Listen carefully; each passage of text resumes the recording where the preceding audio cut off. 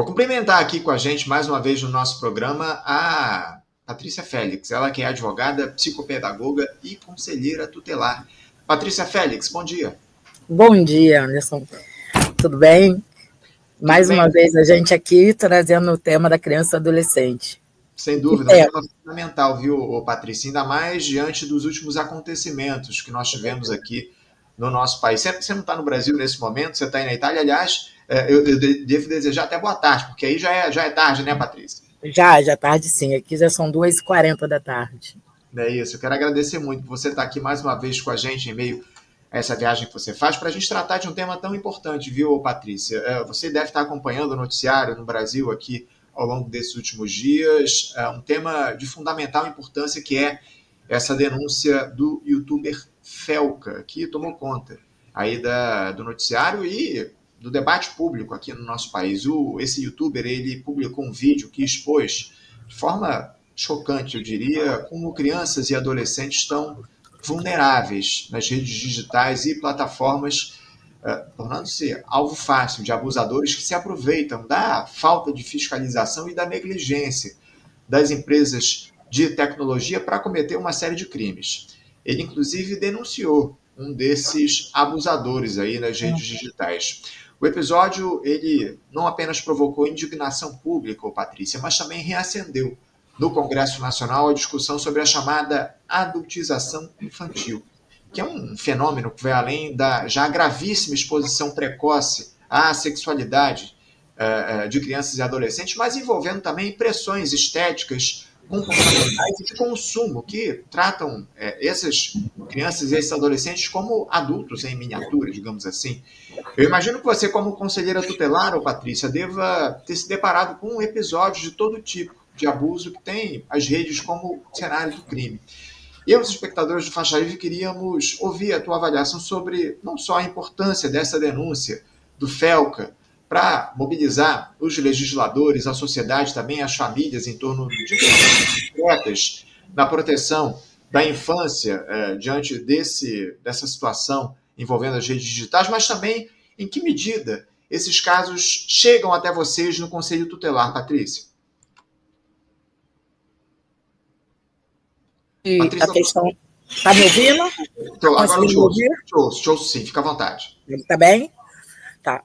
Então, quando a gente fala de adultização de crianças e adolescentes, a gente traz já uma questão cultural. Infelizmente, né, nós tivemos aí, há um tempo atrás, o vereador Gabriel, que acabou perdendo o mandato pela questão da exposição dessas crianças, mas a adultização ela vem também pela questão do trabalho infantil.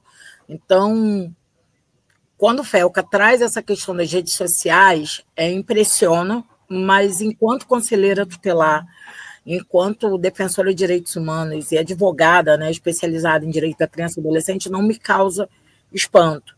Mas acho fundamental trazer essa discussão fora da bolha, né? Nós estamos aí com uma PL desde 2022, tramitando no Congresso, e que precisa ser aprovada por essa regulamentação.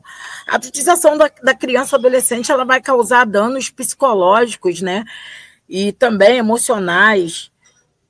Hoje a gente tem no Conselho Tutelar casos de mutilação, automutilação, ideação a suicídios, por conta também dessas pressões e desses grupos clandestinos. A gente fala de grupo de clandestinos, né?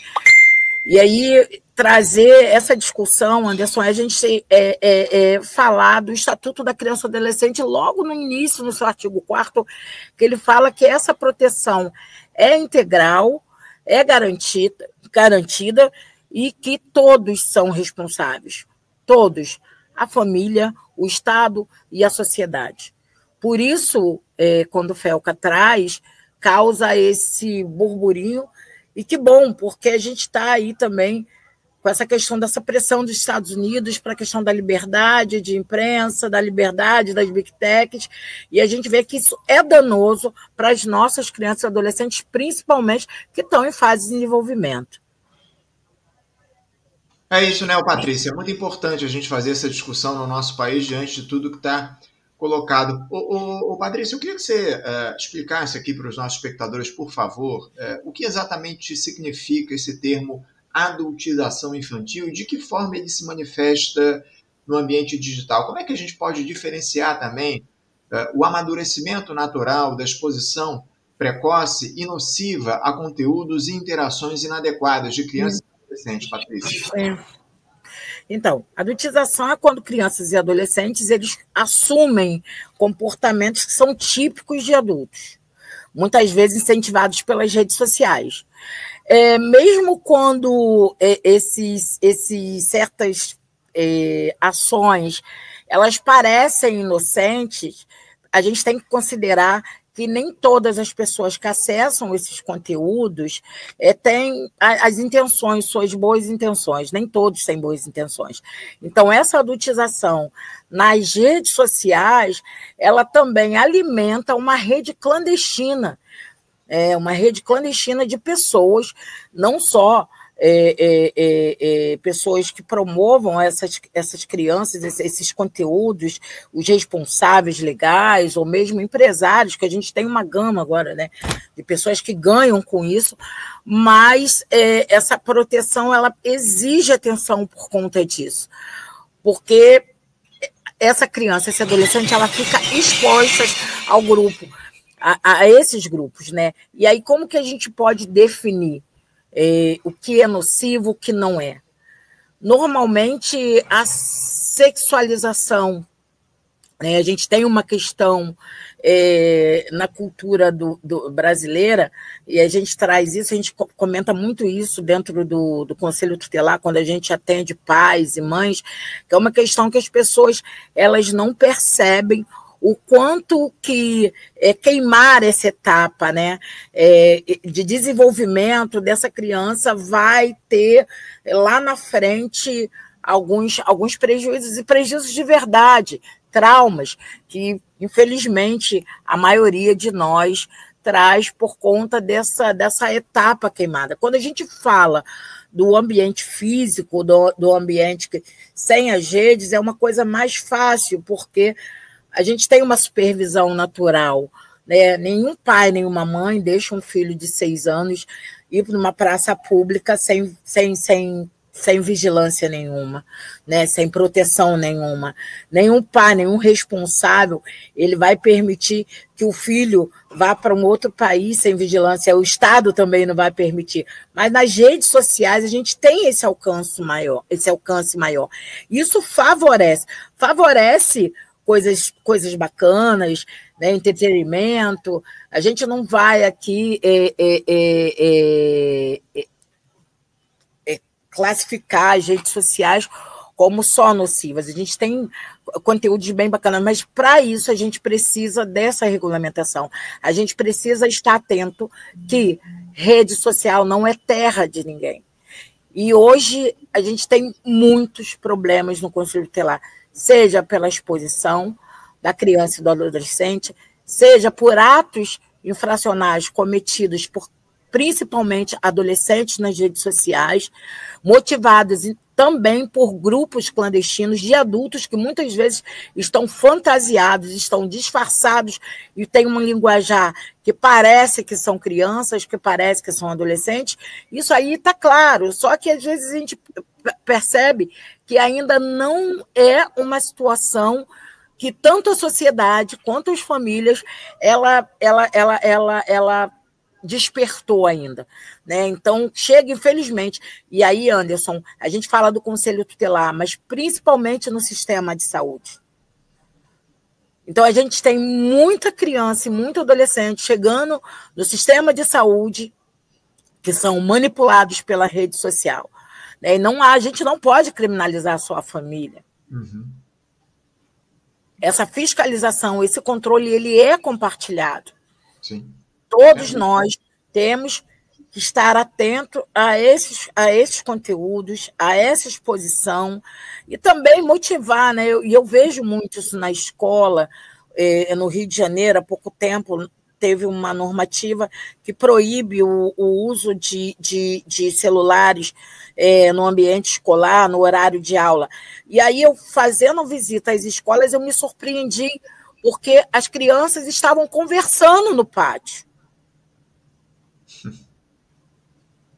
Elas voltaram a conversar no pátio, voltaram a se conhecer no pátio.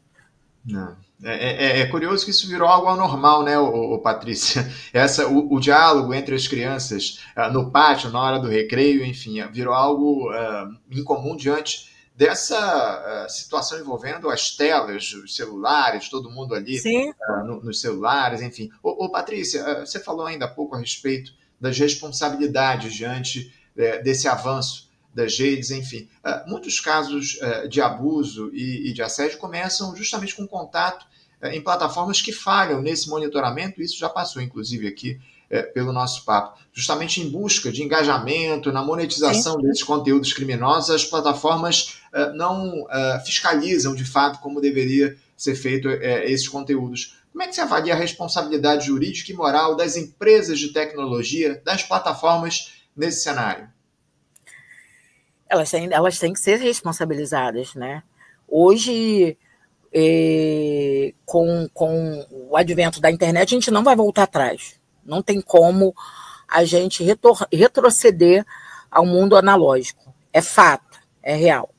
Mas a gente tem que ter essa responsabilização, né? Eu costumo comparar as redes como... vamos falar dos parques de diversões, né?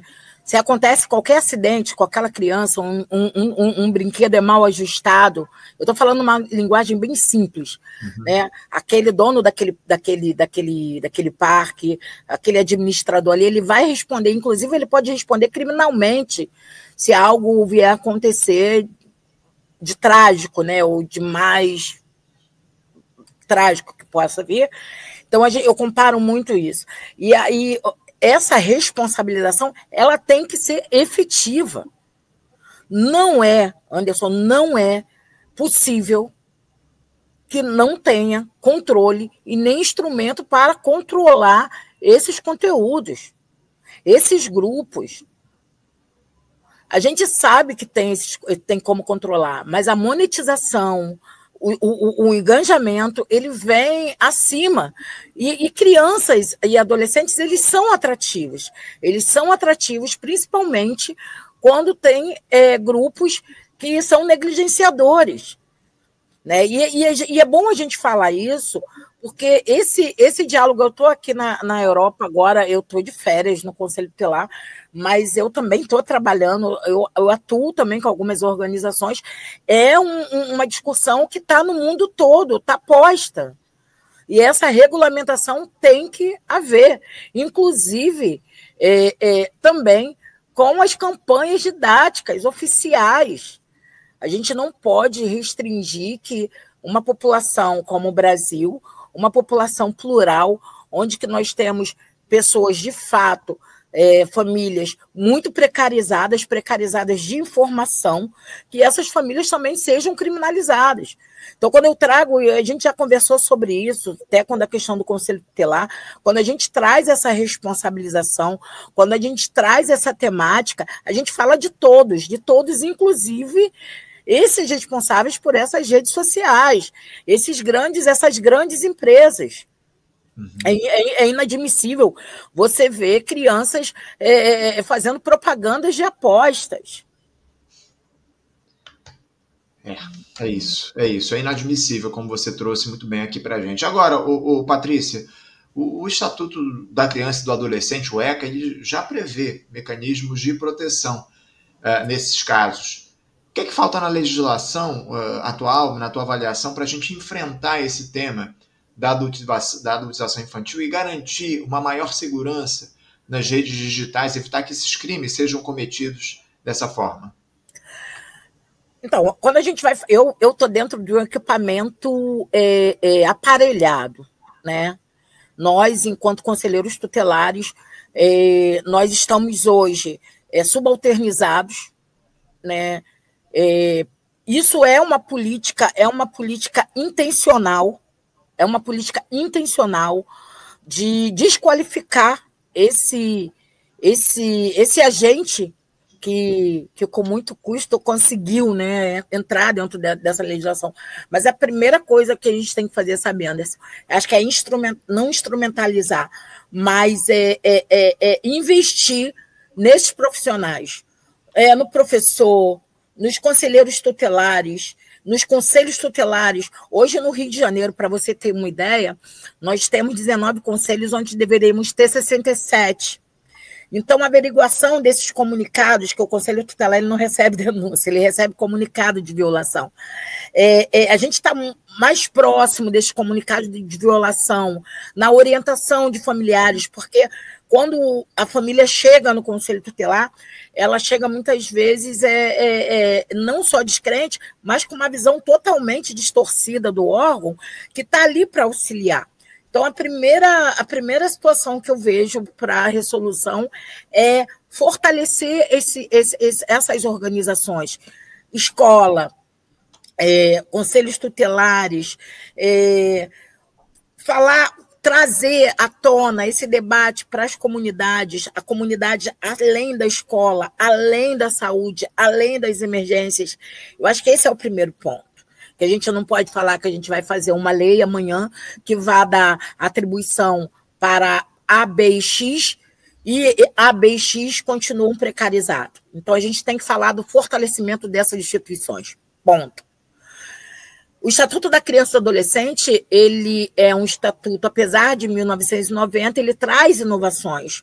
Os princípios que traz o Estatuto da Criança e do Adolescente são princípios plausíveis, são princípios que precisam de pequenos ajustes. A gente não vai inventar a roda, porque parece que cada vez que traz uma denúncia desse tipo, parece que vai vir agora várias situações, né? Ontem mesmo eu estava vendo que chegou à Câmara Federal 32 projetos sobre regulamentação e sobre adultização infantil. Né? Então, assim, 32 projetos chegaram, a gente está com um de 2022 parado lá, que eu acho que agora vai voltar, e agora todo mundo, então, de repente, faz esse movimento. Alguns muito criminalizadores, né, onde criminaliza só a família, outros mais complexos, outros mais direto, mas a gente já tem o princípio da proteção. Então, isso aí a gente não vai inventar roda, nós já fizemos, já atuamos desde 1987, que a gente vem batalhando. Então, a gente também tem que fortalecer o Estatuto da Criança e do Adolescente nesse momento, que é uma lei federal, e ela precisa ser cumprida e precisa ser ajustada, principalmente na questão da responsabilização das redes. Porque muito pouco se fala no Estatuto da Criança e do Adolescente ainda. Nós ainda temos a questão da escuta especializada, temos algumas situações de conteúdos, de exposição, mas da regulamentação a gente ainda não trouxe para o nosso bojo a questão das Big Techs. Então, é um tema inovador, né? O mundo está falando, a gente tem passado por isso, a gente teve a situação de Trump e agora a chantagem que ele faz com o presidente Lula. Então, não é uma coisa fácil, mas é uma coisa que mexe com muitos interesses, inclusive, comerciais de grupos aí, estrangeiros, inclusive. Não tem dúvida, o tema da regulação das Big Techs precisa ser debatido, acima de tudo, aqui no nosso país, e vamos ver se a gente vai ter avanços em relação a isso depois desses ataques do Donald Trump ao nosso país, enfim, essas denúncias também a respeito da adultização feitas pelo FELCA. Patrícia, eu queria tratar do seguinte, além das leis, quais medidas de educação digital poderiam ser implementadas para prevenir a exposição precoce de crianças e adolescentes a conteúdo sexualizado ou violento, principalmente a abusadores nas redes? Como é que você vê essas medidas de educação digital sendo tomadas tanto pelos pais, pelos responsáveis, mas também pelo Estado? Eu acho que são essenciais, principalmente a conscientização, né? A princípio, que a gente vai dividir porque cada um tem o seu papel, né? A família, ela vai estar ali no controle, no acesso, na conscientização, na responsabilização, porque a criança e o adolescente, como sujeito de direito, eles também têm responsabilidades, né? Não é uma folha em branco. a criança e o adolescente, eles trazem desejo, eles são seres desejantes, têm vontade e também são seres colaborativos. Então, a família ela tem que estar estimulando essa criança, esse adolescente, a uma utilização responsável dentro da sua capacidade, né, cognitiva, mas também está oferecendo outras alternativas para essas crianças. O Estado com a regulamentação e com a fiscalização. E a gente já falou isso, né? A gente tem aí, hoje eu acho que vai chover no Congresso medidas e projetos de lei que vão de encontro ao combate a esses grupos, à pedofilia na internet, e a sociedade com a denúncia e não consumindo, principalmente não consumindo, porque consumir determinados conteúdos é crime, né? Isso o Estatuto da Criança e Adolescente já fala, que a exposição dessas crianças é crime. Então, a sociedade ela tem o seu papel da denúncia, de não consumir e de proteger também essa criança e adolescente. Agora, Anderson, acho que tem muito educativo. Né? Acho que a gente tem que investir pesado na educação, porque todas as vezes que a gente tenta massificamente, eu acho que a gente consegue, né? E mudar de fato o paradigma cultural, a questão, desde quando a criança nasce, sabe? A questão do corpo da criança. O corpo da criança não pertence ao pai, à mãe. Quando a criança ela nasce, o corpo é dela, a intimidade é dela. Então, muitas vezes a gente vê as fotos, fotos de crianças, às vezes desnudas, nuas, na internet, e às vezes muito inocente mesmo, eu vejo isso, muito inocente, e os pais achando que tá, então a gente tem que ter muito cuidado, né? E aí não é só essa questão da nudez, mas a questão de identificação dessas crianças, muitas vezes a gente vê que os pais, eles postam emblemas onde que a criança estuda, né? Isso tudo dá ferramenta para esse abusador, para esse aliciador, porque a gente sabe também que passa também pela saúde mental. Nós temos psicopatas, né, por trás das redes. Então, educação. A saúde ela pode colaborar muito junto com a comunidade. Eu acho que a saúde ela não pode estar sozinha nunca, como a educação também não. E o Conselho Tutelar é esse guarda-chuva. Né? Quando a gente fala do Conselho Tutelar, a gente fala com esse agente que vai atuar tanto com a saúde, educação, com a esfera federal, municipal, estadual. Então, a gente, enquanto Conselho Tutelar, a gente está nesse guarda-chuva e dando essa orientação. Agora, é o que eu falei para você, muito precarizado.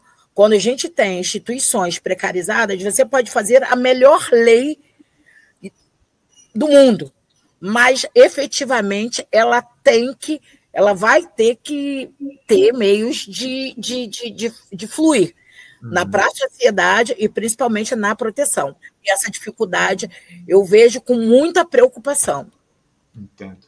Patrícia, para a gente fechar aqui o nosso papo, como é que a gente consegue equilibrar a liberdade do uso da internet com a supervisão ativa dos pais irresponsáveis, especialmente em um mundo onde a tecnologia, você inclusive observou isso aqui ao longo das suas respostas, onde a tecnologia está cada vez mais presente no cotidiano infantil. Quais os principais impactos psicológicos e sociais da adultização precoce sobre crianças e adolescentes? Há um risco de normalização de comportamentos abusivos a partir dessa exposição? Sim. Sim, e esse risco é real. É real. A gente recebe hoje, infelizmente, alguns comunicados, e também nos escritórios, né, sobre crianças, principalmente adolescentes, com perfil mesmo de cometimento de ato infracional agora digitais. Né? São comportamentos desrespeitosos. O individualismo, a gente vem falando isso, né? A questão do individualismo, a questão da saúde mental, desse indivíduo que muitas vezes não tem esse diálogo com a família. Então, a gente vem percebendo que no comportamento a gente tem tido muito prejuízo, principalmente na questão do rendimento nas atividades escolares, né? Hoje, as escolas elas vêm enfrentando esse desafio. Eu falei anterior sobre a questão da legislação que proibiu o uso de celular nas salas de aula, era também pela questão do rendimento escolar, mas pela questão do cyberbullying. Então, a gente vem vendo isso acontecer e está difícil, sabe? Está difícil da gente atingir esse adolescente, sensibilizar essa criança que está tão focada. Então, nós temos crianças que se automutilam simplesmente porque é tirado o acesso à internet deles. Isso é muito perigoso, né? E outra coisa também é a exposição, né? A exposição, hoje, nós temos, inclusive, Anderson, na Zona Sul, nós temos algumas páginas de justiciamento de adolescentes, crianças e adolescentes, declarado pessoas fazendo isso, inclusive nós do Conselho de Zona Sul já denunciamos para todos os órgãos possíveis, e continua essa situação, onde que expõe essas crianças não só como vítima, mas também criminalizando. Né? Então, isso acarreta uma insegurança também para a sociedade, onde que a criança e o adolescente, em algum contexto, ela passa mesmo como criminoso, sabe? Como criminoso, ou a adolescente que está expondo ali é uma justificativa como se fosse culpa deles, essa rede está crescendo tanto, né? Ou seja, a culpa não é da música, a culpa não é do funk, a culpa não é da cultura, né? A gente tem o funk aí, mas a gente também tem um balé que super expõe o corpo feminino, né? Então a gente não vai falar da cultura, a gente não vai falar da criança se desenvolver dentro da sua cultura, jamais. A gente não pode falar do funk, a gente não pode cair nesse erro, porque eu também vejo muito isso, né? A criminalização, mas uma dosagem de carinho, com a atenção de todos nós, com a regulamentação e com ações educativas para toda a sociedade, inclusive para essas famílias que muitas vezes não têm acesso, de fato. A gente está falando de um país que a gente tem mais da metade da população vivendo aí na miserabilidade ou com salário mínimo, que não tem acesso a informações. Então, a gente, de fato, precisa dessas ações educativas de um modo geral. Tá certo. Patrícia Félix, eu quero agradecer aqui a tua presença com a gente na Faixa Livre de hoje, viu? Obrigado por você interromper brevemente as tuas férias para conversar com a gente sobre um tema tão importante que é esse da adultização infantil, essa discussão a respeito dos crimes cometidos contra crianças e adolescentes no ambiente digital. A gente certamente vai seguir debatendo isso aqui ao longo dos próximos dias, porque é, obviamente, um tema que vai seguir no noticiário aqui no nosso país. A gente precisa exigir que o Congresso Nacional, que as instituições brasileiras atuem no sentido de responsabilizar as plataformas em relação a esses e outros crimes que são cometidos aí nas redes. Obrigado mais uma vez pela tua presença aqui com a gente, viu, Patrícia? Obrigado, Anderson. Estou sempre à disposição. Estou de férias, mas aquele lance, a gente quer educadora social, ativista, a gente não para nunca. A gente também está aqui na Itália, trazendo também essa cooperação, trazendo que o Brasil tem muito também a mostrar. O Estatuto da Criança e Adolescente, como eu falo, é uma inovação, é uma lei que é invejável por outros países, mas, infelizmente, 35 anos, a gente ainda não conseguiu aplicar o ECA como se deve. Então, espero, de fato, que através desse boom aí, dessa furação de bolha do FEL, que é porque ele furou uma bolha, né, ele não está trazendo novidade, principalmente para a gente que é da rede, mas, de fato, a gente consiga implementar o ECA na sua totalidade, onde que todos nós possamos proteger nossas crianças e adolescentes, porque o futuro não é amanhã, criança e adolescente é agora. Tá certo, então? Muito obrigada mais uma vez, meu amigo. Tamo junto. Obrigado, Patrícia. Um grande abraço. Até a próxima. Conversamos aqui com Patrícia Félix. Patrícia Félix, que é advogada, psicopedagoga e conselheira tutelar